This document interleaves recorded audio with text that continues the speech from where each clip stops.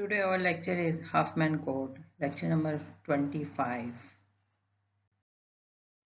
We are already using many applications which are using the compression methods like WinZip, WinR, because when we want to send some data from one place to another, it's the best way to compress the data into small chunks so that it can be easily transferred from the long run of network communication, and it can easily be available for all. Coding problem. Assign of bit string to alphabet characters like we have code A, B, C, D can be write as 0, 0, 0, 1, 1, 0, 1, 1 or 0, 1, 0, 1, 0 or 1, 1 or 0, 1, 0, 1, 0, 1, 0, 1. Bit string assigned for character of alphabets. Two types of code: fixed length encoding and variable length coding like Morse coding like that. Prefix free codes or prefix codes. No code word is a prefix of another code word. कोई भी code word किसी का prefix नहीं है. Problem if frequencies of the character enclaves are known, what is the best binary prefix code free code? तो हम किस तरीके से बेस्ट जो है हम उसका कोड वर्ड निकाल सकते हैं. It allow for efficient online decoding के लिए and for example consider the encoding string in terms of message.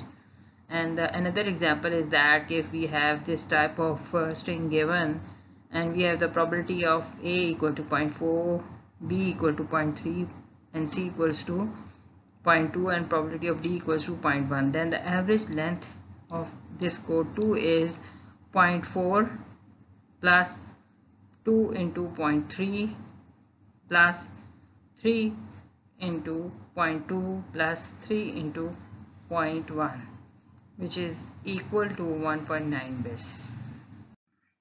Huffman, any binary tree with edges labeled with 0 or 1 need to be a prefix free codes of character assigned to its leaves. Optimal binary tree minimize the average length of code words can be construct as follows. ठीक है, तो हम Huffman coding use करते हैं इस काम के लिए, और ये हमारा इस लेक्चर में ये है कि how we can build this Huffman algorithm from any characters and their string. Initialize an one node tree with alphabet characters and the tree weights with their frequencies.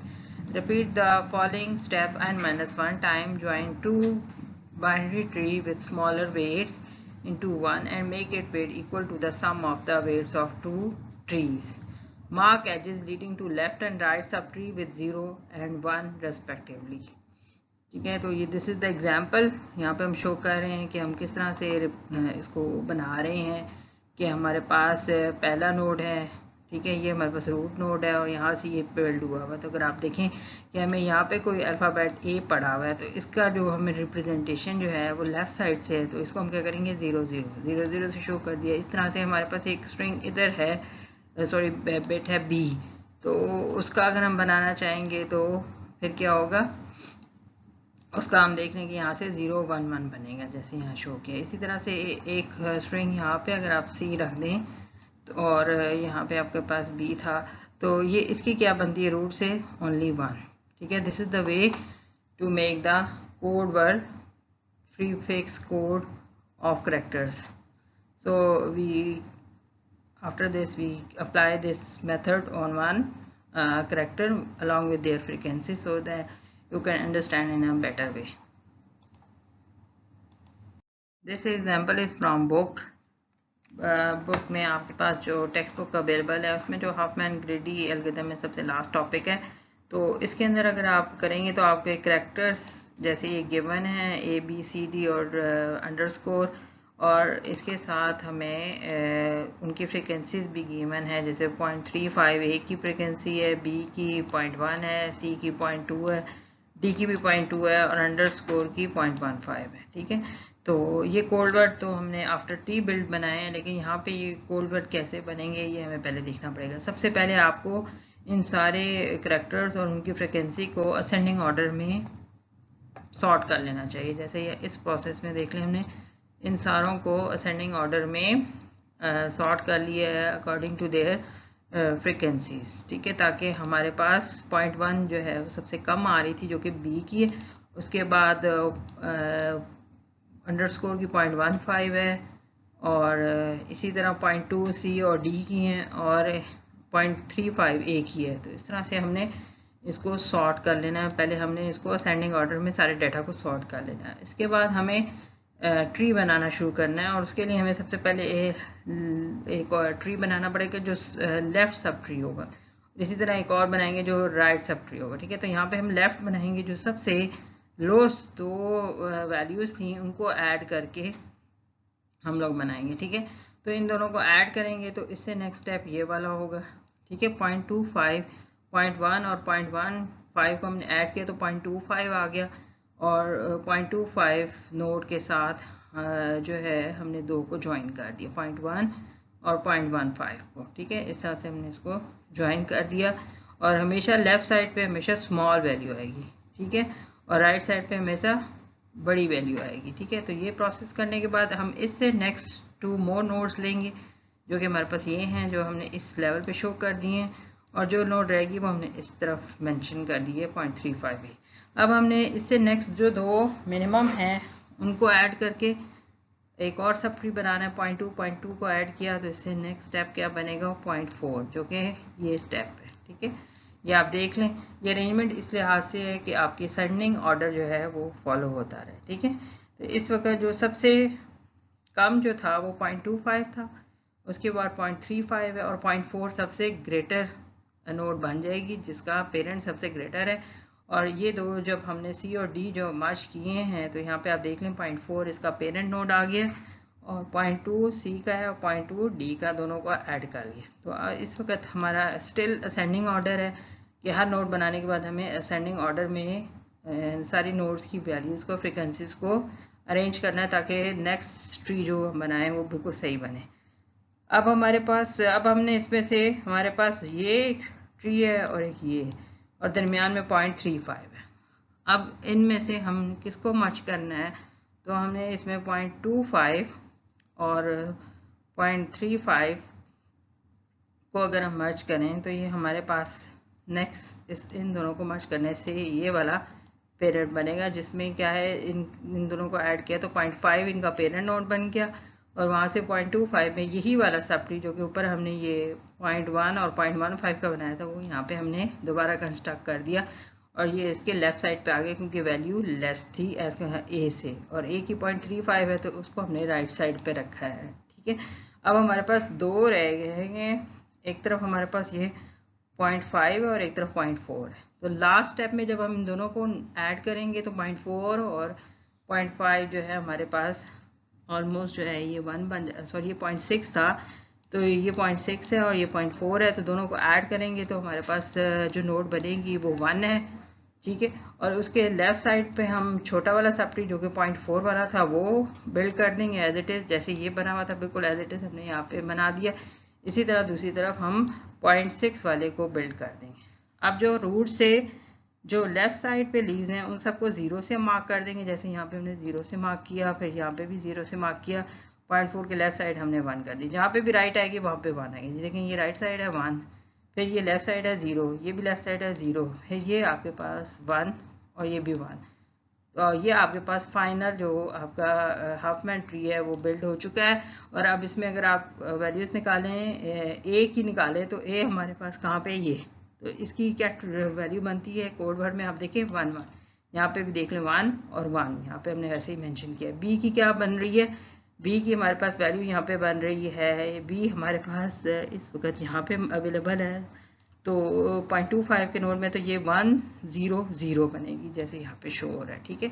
इसी तरह सी के लिए हमारे पास, सी हमारा यहाँ पे अवेलेबल है, इस वाले राइट सब ट्री में अवेलेबल है, तो यहाँ पे इसकी 0 0 बन रही है, देख लें आप। इसी तरह डी इसके साथ राइट साइड पे है तो 0 और 1 इसका कोड बनेगा जो कि यहाँ पे शो हो रहा है। इसी तरह से लास्ट अंडरस्कोर जो है उसका हमारे पास जो कोड बन रहा है वो है 1 0 1, क्योंकि वो इस जगह पे लाइक कर रहा है। तो ये हमारे पास सारे कोड्स जो कि हमने ट्री से जनरेट कर लिए हैं वो यहाँ पे हमने कोड वर्ड लिख भी लिए हैं। तो एवरेज बिट पर करेक्टर हमारे पास 2.25 है। फॉर फिक्स लेंथ अगर हम कोडिंग करते तो ये 3 - 25 डिवाइड बाई 3 इंटू 100 हो जाती है, यानी परसेंटेज एक तरह से कंप्रेशन की इसकी जो है वो हम निकाले एफिशिएंसी, तो वो हमारे पास निकलती है 25%। ठीक है, तो इस तरह से ये सारा प्रोसेस हमने नेक्स्ट एग्जांपल एक और हम करेंगे, उसमें भी करेंगे, ये आपकी बुक की एग्जांपल। तो यहाँ पे एक और चीज़ भी गिवन है कि अगर आपको ये कोड वर्ड आप निकाल लेते हैं, ठीक है, तो फिर आप इससे अल्फ़ाबेट्स और अल्फ़ाबेट्स को दोबारा डिकोड करके वहाँ से कोड वर्ड भी बना सकते हैं। तो ये आप ट्री अगर गिवन हो तो वहाँ से भी कर सकते हैं, और अगर आपको सिर्फ कोड वर्ड गिवन हो तो वो भी आप इसको इनकोड या डिकोड कर सकते हैं।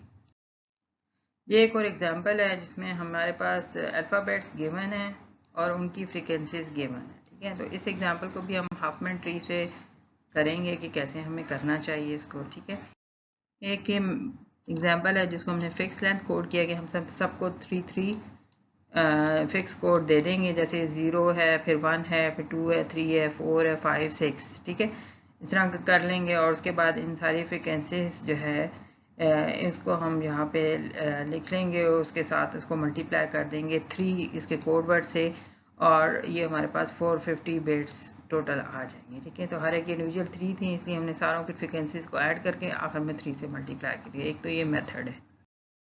अब ये दूसरा मेथड है जिसमें हमारे पास वेरिएबल लेंथ कोड है। ठीक है, तो दूसरे मेथड में करने के लिए हम शुरू में नहीं बता सकते कि ए का क्या बनेगा, बी का क्या बनेगा। तो ठीक है, ये आपके पास सारी फ्रिक्वेंसीज गिवन है और ये वो वेरिएबल लेंथ कोड है जो कि आखिर में आपने बिल्ड किया। इसके अंदर देख लें कि आपकी जो सेविंग है वो 11% है, क्योंकि आप बिट्स को कम करें, हर बिट के अलहदा जो है आपको कहीं 2 मिल रही है, कहीं 3 मिल रहा है, कहीं 4 मिल रहा है, तो वो आपकी 402 बिट्स बन रही हैं, जो कि अगर फिक्स लेंथ कोड में देखा जाए तो उससे भी अप्रॉक्सीमेटली काफ़ी कम है। तो यानी काफ़ी ज़्यादा आपकी स्पेस जो है वो सेव होती है। तो हम मैंने इस लिहाज से बहुत इंपॉर्टेंट मेथड है कि आप बिट्स को इसके थ्रू अगर कंप्रेस करें तो आपको कम बिट्स में ज़्यादा डाटा आप सेंड कर सकते हैं, और यही वेरिएबल लेंथ कोड का सबसे बड़ा बेनिफिट है।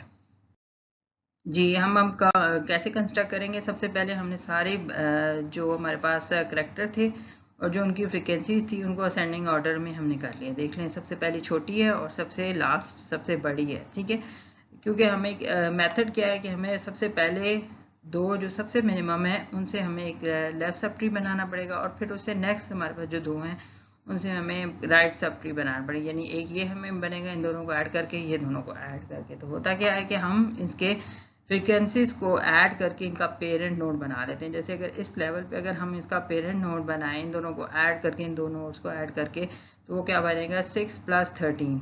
तो 6 + 13 जो है वो हमारे पास क्या होगा, अगर आप इसमें 14, 15, 16, 17, 18, 19, तो ये हमारे पास जो इसका पेरेंट नोड बनेगा वो 19 बनेगा। ठीक है, तो अब हम इसको स्टार्ट करेंगे कि ये फर्दर किस तरह से कंस्ट्रक्ट होगा।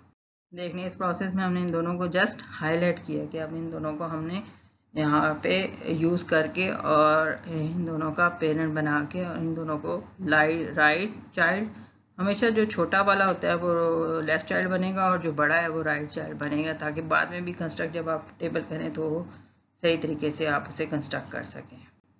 जी, तो यहाँ पे आप देख सकते हैं कि हमने इन दोनों को लेफ्ट और राइट पे बिल्ड कर दिया, और इससे हमने इनका जो पेरेंट नोड बनाया वो 19 है।